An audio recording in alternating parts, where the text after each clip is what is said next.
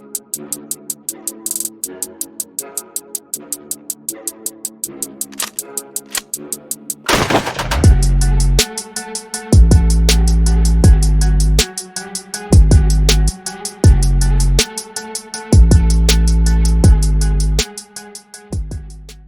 right, we're going to get into our listener stories that were sent in this last, I guess it's been a few weeks now since we did the last one. Yeah. Time frame doesn't matter. Stories do. All right. You guys ready? Let's do it. Tips, tricks, and advice. All right. This one was submitted by Haley, 31, out of Tennessee. I came out of the grocery store juggling bags and reached for what I thought was my car. It was the same make and model, parked in my usual row. I pulled the handle and the door opened. But as I started to get in, I saw a phone charger plugged in I didn't recognize. Then I noticed an air freshener hanging I don't use. That's when it clicked. This isn't my car. I backed out immediately and looked around, and that's when I saw a guy standing about 20 feet away, watching me. He wasn't near a cart, no groceries, just staring. I locked eyes, walked calmly to my actual car 2 rows down, and left. Did he leave it unlocked to bait someone? Was it innocent? I'll never know. But I triple check everything now. Nah. Awkward, you know. Oops. Yeah. Have you done that in real life? I haven't physically grabbed a door handle on not my car, but I mean, I'm being scatterbrained. I've walked up to a car that looks like mine and almost done that. Oh, yeah. I've had several close calls doing that, you know, pulling on door handles, like, you know, my key fob's not working. Like, what's going on? And then some lady in there staring at you through the window, and you're like, oh, that's not my wife. Luckily, I guess he wasn't in the car. I mean, I can tell you right now, I carry everywhere I go. So if I was in the car, it might be a bad day for that person. But yeah, someone starts jerking on your door handle. It's kind of, especially if you're in there. Yeah, I've seen my wife do it. You know, she approaches other cars that look like ours. You know, like I intentionally buy cars that blend in with everything else. So it kind of makes it difficult sometimes. But I guess a tip would be get your car keys out, hit the lock button, make sure it honks and flashes so you know it's your car, I guess. I would say on the days that you've done that, because I've done it, I think once or twice before. I think the days that I've done it, I've been having a bad brain day and I wasn't paying full attention like I should have. And so, at least for me, and so I feel like you probably have gotten complacent. I don't know you, but if you're asking for my feedback, the times that I have done it, it's been I've been in a complacent mindset, and it was a wake-up call. So I don't want to assume anything about you, but I'm going to assume since you park in the same row, do the same thing every time, that you've gotten pretty complacent with your routine. So maybe next time you should be scanning the parking lot. You probably should have recognized that guy before you ever got to the car, to be quite frank. So my follow-up questions for you would be, why didn't you see him before? Were you looking at your phone? Were you distracted? You know, carry a bunch of bags. Multitasking, that's not the best way to go about. If you have multiple bags, let's use a shopping cart and keep your head on a swivel. What else was there? Was it intentional by the guy? Probably not. I mean, that would be a very specific trap to lay, if you will. Yeah. You know, like, what are the odds someone is not paying attention and goes to the wrong car? I mean, It happens, but like, more than likely, he was probably doing the same thing you were doing, going back to his car, unlocking it, to put his groceries away, and you just happened to be right there going to the same car. It just happened to be his. Yeah. She said he didn't have anything in his hands, though. That's why it made her feel suspicious. Maybe he was going back to get his sunglasses or something. Who knows? You never know. And even what are you doing in my car? Even then, I would rather you be safe, and you can assume whatever you want. You can assume that, you know, if it helps you stay safe, that he did have ill intent. If that's the case, that would mean that there was someone watching you to know that you park in that same row every time and they have the same vehicle. Like, if that's the case, then you need to be paying attention in every part of your life and definitely not carrying bags. You know, you need to be using a shopping cart. I have really never understood why people prefer to carry a whole bunch of bags out of a grocery store instead of using the cart, I will say I am a one-trip woman when I get home. Like, if I pull in the garage, I'm in as many bags as I can in that house on one trip, right? Oh, they're all going in both arms. Right. Like, if I got to go up the arm. Yeah, Right? absolutely. The key here is I'm pulling into the garage. If you are leaving the grocery store or whatever place you choose to shop, why not use a cart? It's just a few steps to go put it back, and it's a lot safer, especially after the episode where we, went over how to unload your cart and put lock the cart up, yeah. put it back, and then safely get in your vehicle. So those are a few key takeaways. I'm going to assume that you were not alert. Stay on your phone, keep your hands free, keep your head on swivel. And then, I don't know. I already hit it. I hit all three of them. I'm just going to shut up. What do you guys say? Close call. Yep. It'd be really funny if it's just funny that she ran off and she didn't say, "Hey man, sorry." Yeah. Like, could you imagine from that guy's point of view, like some random lady just going through your car, That's what I was thinking. and Like, then she walks off without saying anything. It's like, man. Too bad we don't have that version of the story where he's like, "I froze in the parking lot Yeah. and I saw this lady." Some guy's walking to his car, and the lady opens his car door. Like, he's like, I forgot my wallet. It was right there in the cup holder. Not to mention, I always feel suspicious when I go to a store and then I leave without anything. Yeah. I always feel like people are gonna be like, "You stole something," so him. He's probably like, "I didn't steal anything. They just didn't have what I wanted." It's suspicious he didn't have anything. That's one of those things where it's like it's legal, but it feels illegal. Yes. Yeah. or maybe he works there. He's just going out to his car for his lunch break. Yes. Yes. Every time I leave Walmart, if I went to look for something, they don't have it, and I'm leaving empty-handed, I always feel like they're looking at me like, "Where's your bag?" Yeah, you don't stop and buy a random candy bar or Right. something. I feel like I need to tell the door grader, I didn't buy anything. I didn't find it. I feel guilty leaving with nothing, but when I walk into a store with something broke, I feel obligated I to know. hey, I'm bringing this in. I'm not trying to steal it when I leave with it. Yeah. But I don't feel guilty if I walk out with that. Right. I feel guilty walking out with nothing. It's so weird. So weird. The whole Walmart thing is weird anyway. When you do buy stuff and you're walking by, and this person's supposed to be checking receipts or whatever, but they don't really always feel comfortable. Like, can I see your receipt? I always feel obligated. Like, here's my receipt if you want to not be confrontational or whatever. Or when they're literally right next to the self-checkout, because everything's self-checkout now, and you're checking out right next to that person, and he sees you grabbing the receipt out of the thing after you paid for it, and he stares at you like, I need to see your receipt. Did you buy this?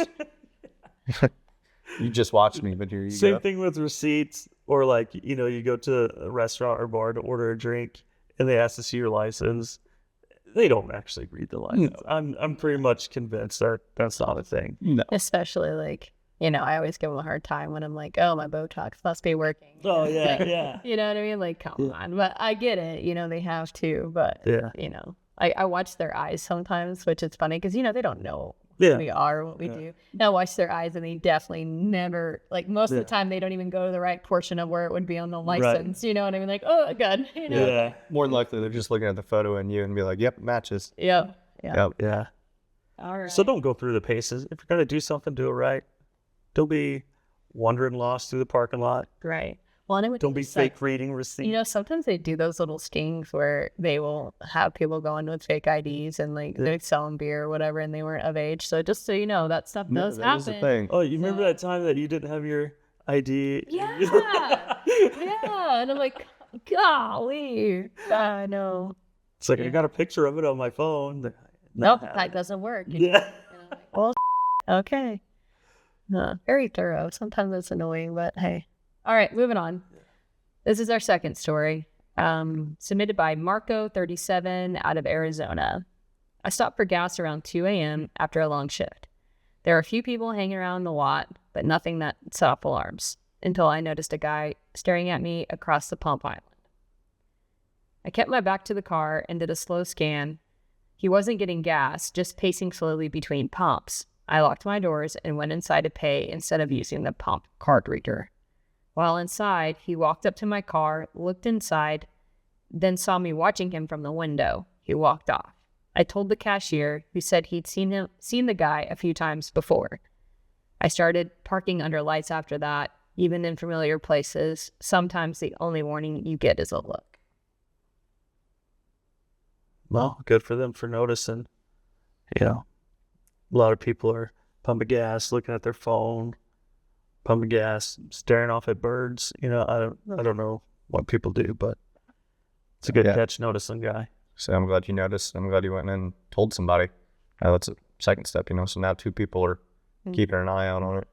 I would say I kind of had a similar situation recently of that same thing.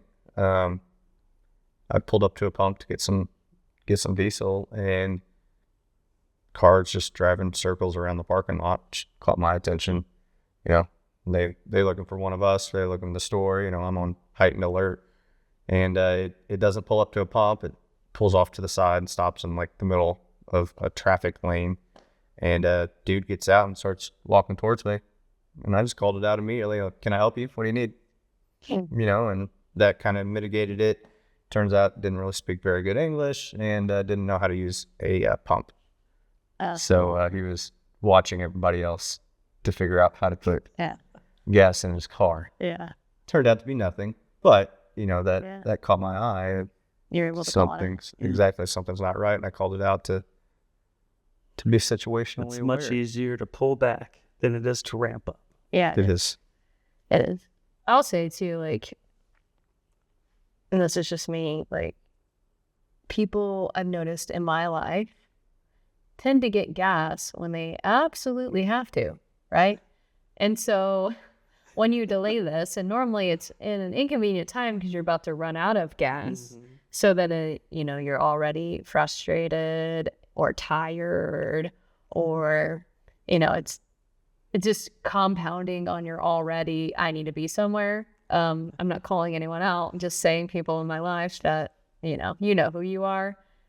That adds an element to it as well. How about we just start getting fuel, like you get half a tank, quarter tank, let's just stop and get gas then, you know, where maybe you aren't, where you can be more mentally aware to process stuff. Because I know, like, we've all been there where you're like, God, I'm having a gas, I just want to go home, you know. So if you're stopping and you're in that state of mind, it's a lot harder to stay diligent, I think, because you're just like, I just want to get it done. And I'm not gonna lie, kudos to you for going inside, because I refuse to go inside. I would have got in my car and driven off before I would have gone inside. So that's the other thing. Like, I don't know where you were at with your gas level, but if that had been me and some creep was walking around, I would have just hopped right back in my car and found a different gas station. Yeah. Yep. And I think partly because of what we do, my car is like my safety area, because I know where all my operating system is. And so for me, I mean, good on you for doing that, but I would have probably just stayed close to where I know my weapon system's at, right? If I can't be in my home, I want to be in my car. Exactly, yeah. And then, you know, the walking across the parking lot, like, here's the other issue with that. If you're right at your car and you had enough fuel to go to a different gas station, get back in your car. So closest place you can contain yourself, or you can put protect yourself, right? So get back in, lock the doors, go somewhere else. Or I just don't like the vulnerability of then putting yourself between two unknowns, right? Now you're going out in the middle of, exactly. You did something rather than nothing. So yeah, you did something. I'm not trying to just shit on you, but I also refuse to pay for gas inside. Just refuse to do it. If Chip, I'll just go down. I'll just walk down to each pump and see if it'll let me pay. Exactly.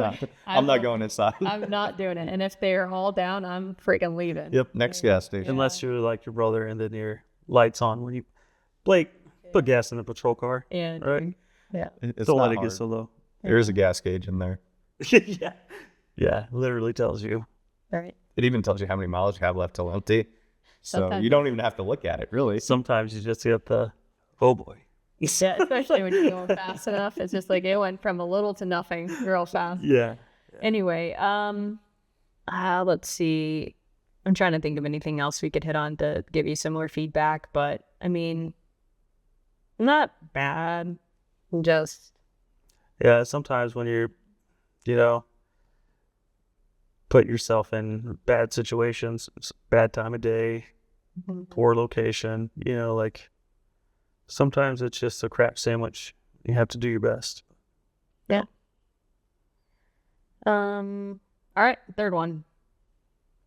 The knock at the hotel door.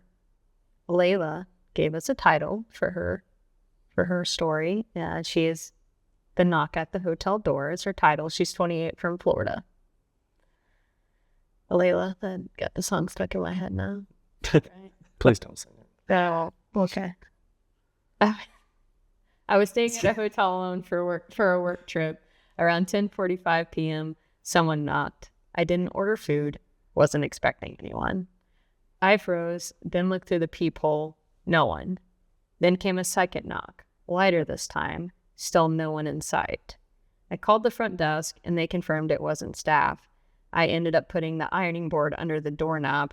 Probably overkill, but it made me feel better. The next morning, I heard another guest talking to the front desk about someone knocking and running on their floor. Could have been a prank or someone testing doors. Either way, I don't ignore those instincts anymore. That's her story. So, I mean, good on you for calling the front desk. Yeah, that's smart. I I say good on you for putting a little iron board under the door handle. Yeah, I mean, that's an added step. I mean, there's a couple things that I do when I go into a hotel room, especially for the night. One of those things is putting the latch over it, locking the door. I mean, I'm not going to go into everything, so you guys can't come at me. Yeah. That lock up at the top, you can take a little hanger. If you get the door open a little bit, you can use a hanger and push that open. So, I mean, this thing under the door, it works. Where there's a will, there is usually a way. Just put as many deterrents as you can. So. Yeah, exactly. Calling the front desk is probably your smartest. Yeah, that's a good smartest move. I probably wouldn't have thought of that. Me either. Well, I don't know. It might have been more of annoyed. We stay in the bougie hotels, Yeah. Yeah, I do. Yeah, if I'm that over were me where I'm staying, I would be like, why are people knocking on my door? Yeah, I'm over here at Holiday Inn. So the other thing is it honestly could have been kids playing a prank or something, but you never know. It could be people testing doors to see who's in your door or whatever. Not answering is a good move. And then let's just talk about safety for solo travelers even. I know we've hit on it before in our road trip safety tips and tricks, but make sure people know you have a trusted loved one that knows where you're at. And even after reporting it to the front desk, even if it's just shooting them a text and being hey, this happened and made me feel uncomfortable, I feel those things are very important. And I listen to a lot of Dateline. Yeah, shit's very Dateline-esque. It is. Right. And the way she titled it too, The Knock at the Hotel. Yeah. I just feel like Keith Morrison's voice is going to come over Yeah. Well, at first I thought she was, a working girl, I mean, John coming to the door. Well, I mean, you never know. It could be, I don't know where she stayed. Maybe that was. Yeah. I don't know. Doesn't sound like it was a place like that, but. Wrong room. Yeah. Wrong room. Yeah, it could have been. Yeah, it could have been a buyer. Maybe she just happened to get the room that seller usually has over the weekend or something like that. Little knock on the door. Wrong room. I think we've gotten way off point here. Sorry. We made your whole room into a crime scene now. Yeah. But can you guys think of anything else that we could give her feedback wise? Good on you not answering the door. Good on you taking a safety measure that made you feel better, and good on you for calling the front desk. Yeah. Good job looking through the peephole. If it was a room with windows, you don't want to look out the window and now everyone knows what you look like. Or you're there. Yeah. Yeah, I don't have any negatives for you. I think you did everything very well. There's no obligation to open a door. I mean, you paid for the room. You don't have to open the door to anyone. So, I mean, good on you. All right. Well, you guys made it easy for us this week. You can't really roast anyone. Not that that's ever our goal. It is fun. So, I mean, yeah. But I enjoy the stories you guys send in. I obviously you've seen different ages, different walks of life, different areas. We take them all, give you the best reaction, what you could do better, what you did good. And thanks for the feedback on the grocery cart episode. Yeah. We're definitely going to start putting out some more content like that. You guys really liked it, so we'll there's put some more something stuff out. there's something like that along the lines of that you want us to do or hit a topic about. We don't know unless you send it in, so keep doing it. All right, We hope you keep listening. see you guys.